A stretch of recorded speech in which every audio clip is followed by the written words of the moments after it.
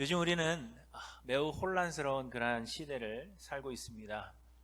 2019년 겨울부터 시작된 코로나 바이러스 팬데믹은 2년이 다 되어 가도록 끝나지 않고 있습니다. 우리는 백신이 개발되면 일상으로 돌아갈 수 있을 것이다, 그렇게 생각하고 백신이 개발되기를 간절히 소망했지만 벌써 오래전에 백신이 개발되었음에도 불구하고 우리는 완전히 일상으로 돌아가지 못했습니다. 또 지금은 시간이 지나면서 이 백신의 효과도 점점 떨어져 간다, 그렇게 이야기하면서 부스터샷을 맞아야 한다 하는 이야기가 계속해서 흘러나오고 있습니다. 그런데 저는 아직도 백신을 한 번도 맞지 않은 사람이 있는데 맞은 사람들도 부스터샷을 맞아야 한다, 이렇게 이야기하는 것이 과연 코로나 바이러스가 끝이 날 수 있겠는가 하는 그런 생각을 하게 만듭니다. 코로나 바이러스 팬데믹 중에 치러진 미국의 대선은 사실 코로나 바이러스 팬데믹 상황을 종식시켜줄 후보가 누구인가 하는 것을 뽑는 것과 같았습니다. 물론 다른 많은 정치적인 이슈들이 있었던 것은 사실이지만 다른 것들을 다 차치하고 누가 이 코로나 상황을 종식시켜줄 것인가, 거기에 초점이 맞추어져 있었던 것이 사실입니다. 그래서 새로운 정부가 큰 기대를 가지고 출범하게 되었지만 그러나 여전히 상황은 언제 끝이 날지 알 수 없는 그러한 상황입니다.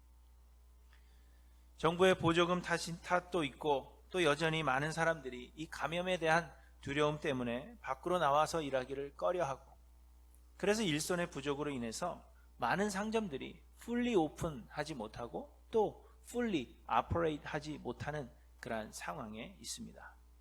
요즘은 물류 대란으로 인해서 물건들이 제대로 상점에 배달이 되지 않는다고 합니다. 그래서 아마 여러분 상점에 가보시면 진열대가 좀 텅 비어 있다 하는 것을 여러분 발견하게 될 것입니다. 그리고 물가도 말할 수 없을 정도로 높게 상승하고 있습니다. 또한 정치적으로 사회적으로도 매우 혼란스러운 시대를 사는 것은 마찬가지입니다. 요즘은 무엇보다도 인간의 권리, 인권을 부르짖는 시대라고 생각이 됩니다. 여성들은 엄마로서의 의무보다는 여성으로서의 권리를 찾겠다는 분위기가 우세합니다. 그래서 자유로이 아이를 낳게 할 수 있는 권리를 보장해달라, 그렇게 외치는 시대가 되었습니다.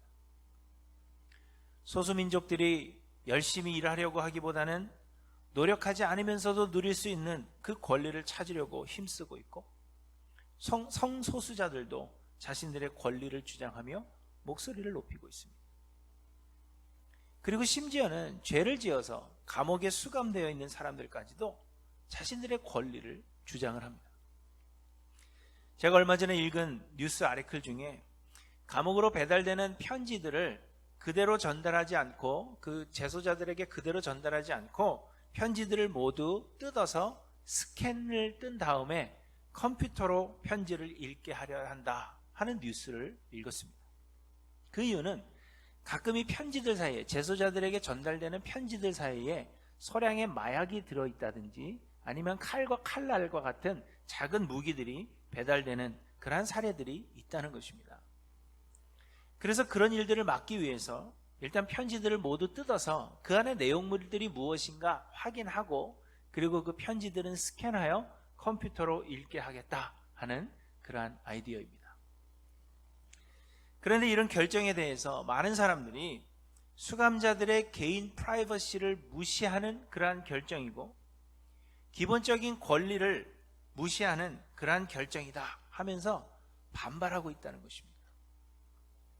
편지를 일일이 뜯어서 그것을 스캔하고 내용을 확인하고 스캔하는데 여러분 얼마나 오랜 시간이 걸리겠습니까? 얼마나 오래 걸릴지 모르지만 그렇게 되면 이 수감자들이 사랑하는 사람들에게서 온 편지를 읽는데 오랜 시간이 걸린다 하는 것이 이유입니다.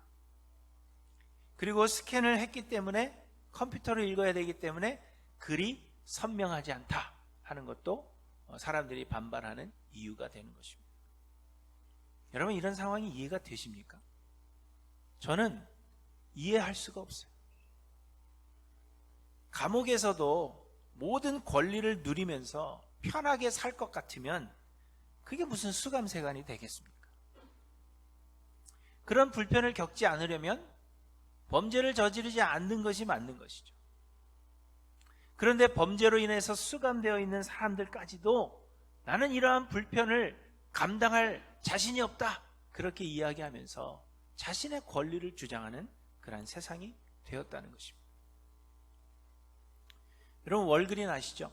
미국의 아주 큰 약국 체인점입니다.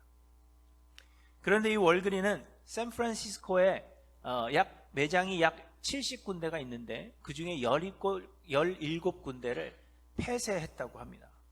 그리고 앞으로 얼마나 더 많은 매장을 폐쇄하게 될지 알 수 없다고 이야기하는데요. 이는 늘어나고 있는 도둑질 때문이라고 합니다. 캘리포니아 주가 $950 미만의 절도는 중범죄에서 경범죄로 격화시켰다고 합니다. $950, $949까지 훔치시면 계산을 잘하고 훔쳐야 돼요. 훔칠 때도. 중범죄가 아니고 경범죄이기 때문에 붙잡혀도 금세 풀려나게 되고, 그리고 거기에 대한 보상을 하지 않아도 된다고 합니다. 그래서 경비원들이 도둑을 애써 잡을 이유가 없다고 하는 것입니다. 자칫 도둑을 진압하다가 상해라도 입게 되면 그것이 더 큰 피해가 되고, 또 요즘은 그런 잘못을 저지른 사람들이 고소하는 일들이 많아서 만약에 고소하여서 역고소를 당하는 웃지 못하는 그런 상황이 발생하게 되면 훔쳐간 것보다도 더 큰 손해를 입게 된다고 합니다. 그래서 경비원들도 생명의 위협을 느끼지 않는 한, 누군가가 무기를 가지고 그 생명을 위협하지 않는 한 진압하지 않고 묵인해 두는 것을 그들의 어떤 방침으로 정했다는 것입니다. 그래서 그 영상을 하나 봤는데요, 자전거를 타고 월그린에 들어가세요. 검정 봉지에 막 쓸어 담아서 가져갑니다. 그런데 경비원은 그걸 쳐다만 보고 있어요. 막지를 못합니다. 여러분, 얼마나 요지경 세상이 되었습니까? 정말 이런 상황이 좋아질 수 있을지 염려가 되는 상황입니다. 나라들은 자기 나라의 이익을 위해서 서로 세력 다툼을 하고, 그래서 군사적으로 그리고 경제적으로 전쟁이 끊이질 않고 있는 그러한 실정이며, 수많은 난민들이 발생하고 있는 그러한 상황이 계속해서 이뤄지고 있는 상황입니다. 여러분, 이런 상황에서 우리는 과연 어떻게 살아야 하는 것인지, 그리고 무엇을 해야 하는 것인지, 무엇을 소망하며 살아야 하는 것인지 정말 혼란스럽지 않을 수가 없습니다. 이 세상이 도대체 어떻게 돌아갈 것인가?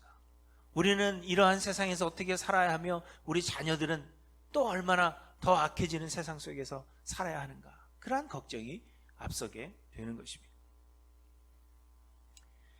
그런데 여러분, 이사야 선지자가 예언하며 활동하던 그 시대도 지금 우리가 사는 이 시대와 같이 혼란스러운 그러한 시대였습니다. 이사야 1장 1절은 이사야 선지자가 하나님께로부터 받은 사명을 받고 활동하던 그 시대가 언제였는가 하는 것을 우리에게 말씀해 주고 있습니다. 1장 1절에 보시면 유다 왕 우시야와 요담과 아하스와 히스기야 시대에 아모스의 아들 이사야가 유다와 예루살렘에 관하여 본 계시라, 이렇게 말씀하십니다. 이사야 선지자가 활동하던 때는 유다 왕 우시야와 요담과 아하스와 히스기야, 이렇게 4명의 왕이 계속해서 통치하던 그 시대라고 말씀하고 있는 것입니다. 그런데 이 이사야는 주로 아하스 왕 때와 히스기야 왕 전반부에 활동하던 그러한 선지자로 알려져 있습니다. 그런데 유다 왕 우시야의 때부터 히스기야 왕 때까지는 아수르라는 나라가 이스라엘과 유다 주변의 나라들을 점령해 가면서 그 세력을 확장해 가고 있던 그러한 때였습니다. 그래서 아무래도 유다 역시도 이 아수르의 세력 확장으로 인해서 여러 가지 어려움을 겪고 있었던 때라는 것입니다. 유다의 우시야 왕 때부터 아수르는 북이스라엘을 침공해 왔습니다. 그래서 이스라엘의 왕들은 아수르에게 돈을 많이 주고 아수르 왕을 돌려보내고는 했습니다. 그런데 그게 나라 돈으로 주는 게 아니라 나라에 돈 많은 사람들의 그 돈을 빼앗아서 그것을 아수르 왕에게 주고, 그래서 아수르 왕으로 제발 좀 물러나 주십시오, 이렇게 부탁했다는 것입니다. 그러다가 유다 왕 우시아의 말년에 곧 이스라엘 왕 베가 때에 아수르가 이스라엘을 침공하여서 이스라엘의 여러 지역을 점령하게 됩니다. 그래서 이스라엘 왕 베가는 아람과 동맹을 맺고 아수르에 대항하고 있었던 것입니다. 그리고 유다의 왕 아하스 때 이스라엘 왕 베가가 이 유다도 아람과 이스라엘과 손을 잡고 반아수르 전선을 형성하자, 그렇게 요청을 해왔습니다.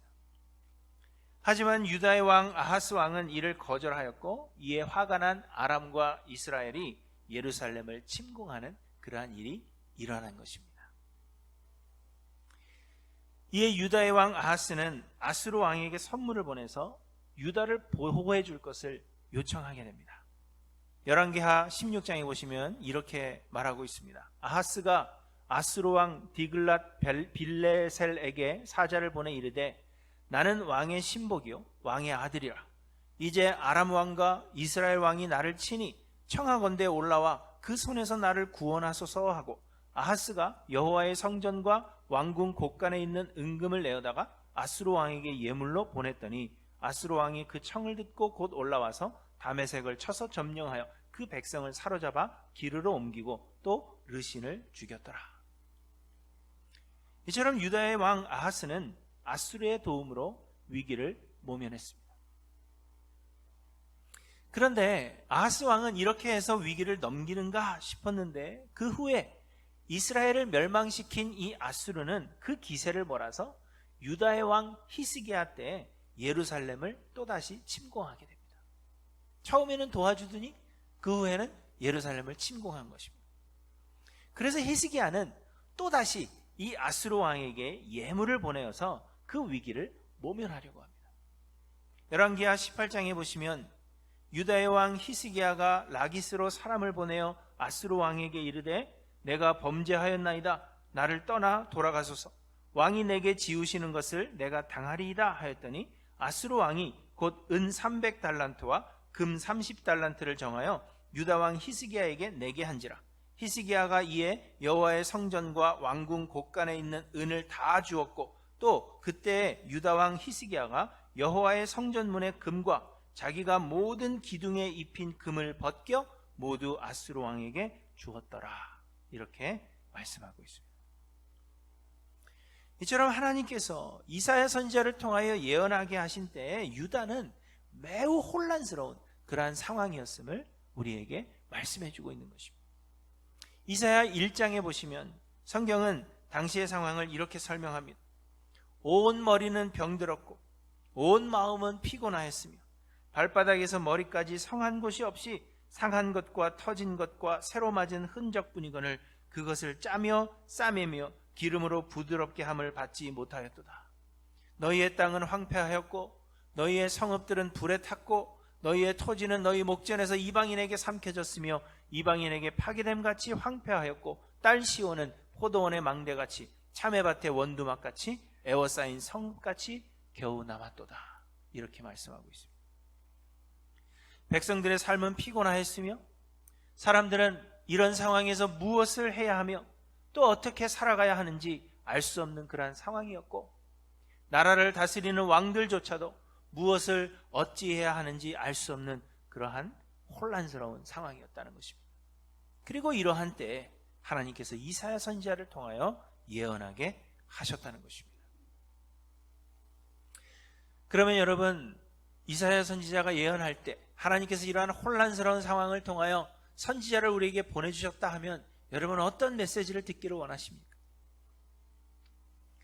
선지자를 보내셨으니까 우리로 하여금 어떻게 이 상황을 헤쳐나갈 것인가, 어떻게 하면 이 상황을 끝낼 수 있을 것인가, 우리는 그런 메시지를 기대할 것입니다. 하지만 하나님께서 이사야 선지자를 통하여 유다 백성들에게 하시고자 했던 말씀은 이 혼란스러운 상황을 헤쳐나갈 수 있는, 모면할 수 있는 방안을 제시하시려는 것이 아니었습니다. 하나님은 유다 백성들로 하여금 어떻게 하면 하나님의 진노를 피할 수 있는지, 어떻게 하면 이 혼란스러운 상황을 다 정리하고 다시금 평화로운 세상을 만들 수 있는지 그 방법을 제시하시려는 것이 결코 아니었다는 것입니다.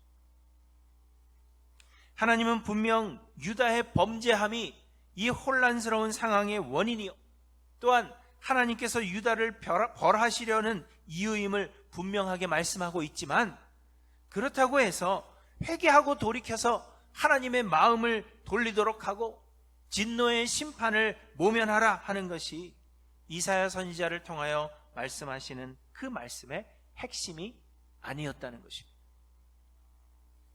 많은 사람들이 선지서를 읽으면서 우리가 어떻게 하여야 하나님의 진노를 피할 수 있는지에 초점을 맞추고 있는 것은 사실이지만, 사실 선지서들은 그것을 우리에게 말씀하고 있는 것이 결코 아닙니다. 그렇다면 하나님께서 이사야 선지자를 통하여 말씀하시는 것이 과연 무엇이겠습니까? 하나님은 하나님의 마음을 돌이킬 방법이나 혹은 하나님의 진노의 심판을 피할 방법을 제시하시는 것이 아니라 대신에 하나님의 비전에 대해서 말씀하고 있는 것입니다. 이 모든 일어나는 일들을 통하여 그것이 하나님의 계획이며 하나님은 이 일들을 통하여 무엇을 이루고자 하시는지 그 비전을 우리에게 보여주신다는 것입니다. 여러분, 오늘 본문인 2장 2절부터의 말씀을 보십시오. 말일에 여호와의 전에 산이 모든 산 꼭대기에 굳게 설 것이요 모든 작은 산 위에 뛰어나리니 만방이 그리로 모여들 것이라, 이렇게 말씀하십니다. 산은 고대 사람들이 자신의 신들을 모시던 곳을 표현하는 말입니다. 우리나라도 보면 절이 요즘은 도심에도 그 건물 안에도 절이 있지만 옛날엔 다 절이 어디 있었어요? 산에 있었죠. 그것과 마찬가지로 이 산이라는 것은 우상, 자신들의 신을 섬기는 그 장소를 이야기하고 있는 것입니다. 그러므로 여호와의 전에 산이 모든 산 꼭대기에 굳게 설 것이라 하는 말씀은 하나님이 모든 신들 중에 뛰어나신 분이시오, 하나님만이 온 세상의 유일한 신이심을 세상이 알게 될 것이다, 그것을 말씀하고 있는 것입니다. 3절에 보시면 많은 백성이 가며 이르기를 오라, 우리가 여호와의 산에 오르며 야곱의 하나님의 전에 이르자. 그가 그의 길을 우리에게 가르치실 것이라. 우리가 그 길로 행하리라 하리니 이는 율법이 시온에서부터 나올 것이요 여호와의 말씀이 예루살렘에서부터 나올 것임이니라, 이렇게 말씀하십니다. 하나님의 말씀을 사모하고 하나님의 말씀에 순종하며 살아가는 수많은 사람들이 하나님께로 나올 것임을 말씀하고 있는 것입니다. 그리고 또 4절에 말씀하십니다. 그가 열방 사이에 판단하시며 많은 백성을 판결하시리니 무리가 그들의 칼을 쳐서 보습을 만들고 그들의 창을 쳐서 낫을 만들 것이며 이 나라와 저 나라가 다시는 칼을 들고 서로 치지 아니하며 다시는 전쟁을 연습하지 아니하리라. 사람들은 자신의 이익을 얻기 위해서 다른 사람들과 싸워야 합니다. 그래서 칼이 필요하고 창이 필요하며 전쟁을 연습해야 하는 것입니다. 그러나 말일에는 하나님께서 우리의 주인이 되시며 주관자가 되실 것이기 때문에 우리의 이익을 위해서 힘쓸 필요가 없어지는 것입니다. 하나님께서 우리를 위해 모든 것을 예비하시고 푸른 초장으로 우리를 인도해 주실 것이기 때문입니다. 하나님께서 이 모든 어려운 상황들을 통하여서도 하나님의 계획하심이 있고 하나님이 결국에는 그 상황들을 통하여 이러한 일을 이루실 것임을 말씀하고 있는 것입니다. 유다의 백성들의 범죄함과 그로 인한 어려움들, 그리고 하나님의 진노의 심판에 대해서 말씀하시던 하나님은 이사야 2장에서 하나님께서 스스로 세우실 하나님의 나라에 대해서 말씀하고 있는 것입니다. 곧 하나님은 범죄한 죄인들이 사는 이 세상을 우리의 소망대로 좋은 세상 만들고 지상 낙원같이 만드시는 일에는 관심이 없으시다는 것입니다. 하나님은 범죄한 우리들이 회개하고 마음을 돌이켜서 하나님을 잘 섬기게 될 것을 기대하지 않으시는 것입니다. 하나님은 유다 백성들에게 하나님의 진노의 심판을 피할 방법을 계시하시는 것이 아니며 그러므로 우리에게도 세상을 좋게 만들 방안을 제시하시지 않으시는 것입니다. 다만 하나님은 이 세상을 멸하시고 새로운 하나님의 나라를 세우시겠다는 하나님의 계획을 말씀하고 있는 것입니다. 이는 우리로 하여금 하나님의 나라를 건설하라 그렇게 요구하시는 것이 결코 아닙니다. 하나님께서 친히 계획하신 대로 하나님께서 하나님의 나라를 친히 세우실 것임을 말씀해 주고 있다는 것입니다. 여러분 이해 가세요? 이 혼란스러운 세상은 결코 좋아지지 않을 것입니다. 하나님은 이 세상을 멸하시기로 결정하셨습니다. 제가 몇 주 전에도 설교한 대로 여러분 이 세상은 좋아지지 않습니다. 하나님은 이 세상을 멸하시기로 이미 결정하셨습니다. 우리가 사는 이 세상은 결국에는 없어질 것입니다. 사라질 것입니다. 그러나 썩은 나무를 베어버리더라도 그 구루터기가 남아있는 것 같이 하나님께서 세상은 멸하시지만 하나님께서 택하신 남은 자들이 있을 것이요, 그 남은 자들을 위하여 하나님의 나라를 세우시며 그 나라로 우리를 불러주실 것이다. 그것을 말씀하고 있는 것이죠. 그리고 하나님의 나라는 하나님께서 보내실 메시아 예수 그리스도로 말미암아 하나님께서 친히 세우신다는 것이 이 이사야 선지자를 통하여 유다 백성들에게 주시는 하나님의 말씀의 핵심인 것입니다. 하나님은 이사야 선지자를 통하여 유다 백성들에게 이 썩어 없어질 세상에 소망을 두지 말 것을, 대신에 하나님께서 예수 그리스도를 통하여 세우실 하나님의 나라를 소망하며 그 나라를 바라볼 것을 말씀하시는 것, 그것이 바로 이사야서의 핵심 말씀이라 하는 것입니다. 그러므로 사랑하는 성도 여러분, 이 혼란스럽고 어지러운 때를 살아가는 우리들도 이 세상에 소망을 두지 말아야 한다는 것입니다.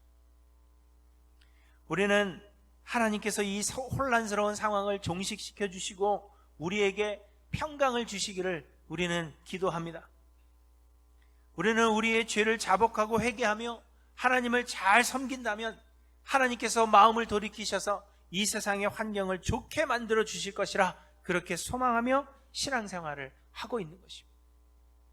우리는 이러한 마음으로 대부분의 선지서를 읽어나가는 것입니다. 내가 신앙생활 잘하면 하나님께서 우리의 환경을 변화시켜 주시겠지. 그러나 여러분, 하나님은 우리에게 이 세상에 소망을 두지 말라 말씀하십니다. 하나님은 우리에게 좋은 세상 만들고자 노력할 것을 요구하지 않으십니다. 오히려 하나님은 우리가 이 세상에 대하여는 죽고 그리고 세상도 우리에 대하여 그리하기를 원하시는 것입니다. 다만 하나님은 우리가 하나님의 나라를 소망하며 하나님의 나라를 바라봄으로 세상의 어려움들을 인내함으로 이겨내기를 원하시는 것입니다. 그리고 하나님 나라에 합당한 사람으로 변화되기를 원하시는 것입니다. 그러므로 사랑하는 성도 여러분, 하나님 나라를 바라보시기를 바랍니다. 내 환경이 변화되기를 소망하지 마시고 하나님 좋은 환경을 좀 만들어 주십시오, 그것을 소망하며 그렇게 신앙생활 하지 마시고 이 세상에 마음 두지 않기를 소망하며 하나님께서 만드실 그 하나님의 나라, 그 나라를 소망하며 오늘도 인내하시는 저 여러분들 되시기를 바랍니다. 그런데 여러분, 하나님의 나라는 이미 시작되었습니다. 오늘 본문의 2장 2절에 말이래 이렇게 말씀하시는데, 이 말일은 예수 그리스도께서 세상에 오신 날을 말일의 시작으로 보는 것입니다. 예수 그리스도께서 세상에 오심으로 인해서 마지막 때가 시작되었고 예수님께서 다시 세상에 오시는 그 날에 마지막 때가 끝이 나는 것입니다. 그러므로 오늘 본문에서 말씀하시는 하나님의 나라는 예수 그리스도로 인하여 이미 시작된 것입니다. 마태복음 12장 28절에 예수님은 내가 하나님의 성령을 힘입어 귀신을 쫓아내는 것이면 하나님의 나라가 이미 너희에게 임하였느니라. 이렇게 말씀하십니다. 또한 하나님의 나라가 어느 때에 임하는지를 묻는 자들에게 예수님은 하나님의 나라는 볼 수 있게 임하는 것이 아니요 또 여기 있다 저기 있다 못하리니 하나님의 나라는 너희 안에 있느니라. 우리에게 말씀하십니다. 우리는 물론 예수 그리스도께서 다시 오사 죽은 자들로 부활하게 하시는 그때에 우리의 눈으로 하나님의 나라를 볼 것이요 그날에 우리는 하나님의 나라로 들어가게 될 것이지만, 하나님은 예수를 그리스도로 믿는 모든 사람들의 마음속에 성령을 보내사 우리의 삶을 주관하게 하시고 우리로 하여금 이 땅에서도 하나님의 나라를 영위하며 살아가게 하시는 것입니다. 그러므로 예수를 그리스도로 믿으며 예수 그리스도와 연합하여 자아가 죽고 그 안에 예수 그리스도만이 사시는 자들은 하나님의 나라를 이미 소유하고 있으며 또한 하나님의 나라를 바라보며 살아가게 되는 것입니다. 그러므로 하나님의 택하심을 받은 하나님의 사람들은 비록 육신으로는 혼란스러운 세상을 살아가더라도 이 세상이 좋아질 것이라 하는 이 세상에 소망을 두지 않습니다. 하나님의 사람들은 이 세상이 좋은 세상이 될 것이라고 기대하지 않으며 그러므로 좋은 세상 만들고자 노력하지 않습니다. 하나님의 사람들은 이 세상을 편안하게 살며 이 세상에서 잘 살기 위해서 그 인생을 허비하지 않는다는 것입니다. 왜냐하면 하나님의 사람들은 하나님께서 세우시는 하나님의 나라를 소망하고 있기 때문이며 이미 하나님의 나라를 영위하며 살아가고 있기 때문입니다. 하나님의 택하심의 은혜를 받은 하나님의 사람들은 비록 혼란스러운 세상을 살더라도 염려하지 않으며 여호와 하나님을 우리의 주인 삼고 하나님의 말씀을 사모하여 그 말씀에 순종하고자 힘쓰며 살아가는 것입니다. 하나님을 전적으로 의지함으로 하나님의 나라를 바라보며 살아가는 것입니다. 여러분, 우리는 지금 무척이나 혼란스러운 시대를 살아가고 있습니다. 사람들은 어떻게 하면 이 세상을 좋게 만들 것인지, 어떻게 하면 이 환경을 변화시킬 것인지 그것을 고민하며 그 방법으로 살아가고자 열심을 내고 있습니다. 믿는 사람들은 세상을 하나님 나라처럼 만드는 사명이 있다, 그렇게 이야기하면서 우리는 그 사명을 위해서 이렇게 해야 한다, 저렇게 해야 한다, 다양한 생각들이 존재하고 있습니다. 그러나 하나님은 우리를 위해 새 하늘과 새 땅을 예비하셨습니다. 우리는 이 세상을 하나님 나라처럼 만들어 가야 하는 것이 아니라 세상의 미련을 버리고 하나님의 나라를 바라보아야 하는 것입니다. 곧 상황이나 환경의 변화가 필요한 것이 아니라 우리 안에 하나님의 나라가 임해야 한다는 것을 우리에게 말씀하고 있는 것입니다. 세상의 수많은 사람들은, 그리고 아직도 많은 그리스도인이라고 이야기하는 사람들은 우리가 어떻게 하면 이 환경을 변화시킬 것인가, 우리가 무엇을 잘못했기 때문에 이러한 어려움을 당하는가, 하나님의 마음을 움직일 방법은 무엇인가, 어떻게 해야 하나님께서 마음을 바꾸셔서 진노의 심판을 거두실 것인가, 어떻게 해야 이 세상을 좋게 만들 것인가, 그것을 생각하며 그것을 연구하며 노력합니다. 믿는 사람들도 하나님의 마음을 바꾸기 위한 그러한 마음으로 신앙생활을 하는 사람들이 너무나도 많습니다. 그러나 여러분, 하나님께서 우리에게 말씀하시는 것은 환경의 변화가 필요한 것이 아니라 하나님께서 세우시는 그 하나님의 나라, 그 나라가 필요함을 우리에게 말씀하고 있는 것입니다. 환경의 변화를 이야기하는 것이 아니라 이미 예수 그리스도로 말미암아 하나님께서 시작하신 그 하나님의 나라를 우리의 마음속에 소유하는 것이 더 중요한 것임을 우리에게 말씀하고 있는 것입니다. 환경이 변해야 하는 것이 아니라 하나님께서 세우신 그 하나님의 나라가 우리의 마음속에 있는지, 그것을 우리는 질문해 보아야 한다는 것입니다. 그래서 환경의 변화를 위해서 수고하고 기도하는 것이 아니라 하나님, 내 마음에 세상은 변하는 것이 없지만, 세상은 여전히 혼란스럽지만, 그러나 내 안에 예수 그리스도로 말미암아 임하는 하나님의 나라를 내 마음에 주십시오. 그것을 위해서 기도해야 한다는 것입니다. 그래서 저는 2022년 우리 교회의 표어를 하나님 나라를 바라보라 하는 것으로 정하였고, 이제 이사야서를 통하여서 하나님께서 이 혼란스러움을 통하여서 이루고자 하시는 하나님의 그 비전이 무엇이며 하나님의 나라는 어떤 것인가 하는 것을 공부해 보려고 합니다. 아직 2022년을 이야기하기에는 좀 이른 시간이라는 생각이 드시죠? 아직 새해가 시작이 되려면 아직 시간이 좀 남았는데, 그렇지만 사도행전 강해가 이미 끝이 났기 때문에, 그리고 요나서까지 했는데 이제 더 이상 할 게 없어요. 그래서 그리고 이사야서는 굉장히 깁니다. 66장이기 때문에 이게 1년 안에 끝날 수 있을지 고민이 되어서 이제 일찍 시작을 하려고 합니다. 사랑하는 성도 여러분, 혼란스러운 시대를 살아가면서 여러분 무엇을 소망하십니까? 환경이 나에게 좋게 변하기를 우리는 소망하며 그렇게 신앙생활 해오지 않았습니까?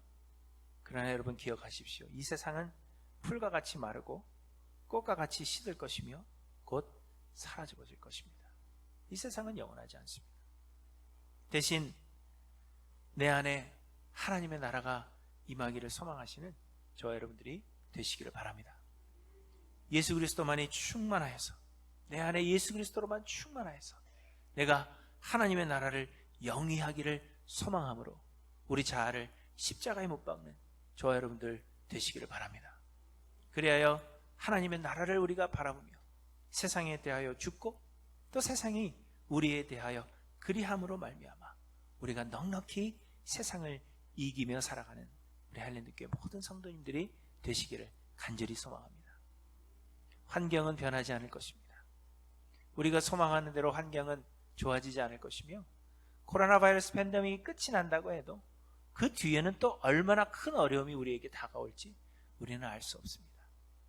그러나 하나님은 우리를 하나님의 나라로 인도하실 것이요, 그 하나님의 나라가 이미 예수 그리스도로 말미암아 우리의 마음속에 시작되었다면 우리는 이 어려운 환경을 넉넉히 이기며 그리스도의 영광을 위해서 살아가게 될 것입니다. 그 나라를 소망하며 그 나라 바라보시는 하일랜드교회 모든 성도님들 되시기를 주님의 이름으로 간절히 축원합니다. 기도하십니다.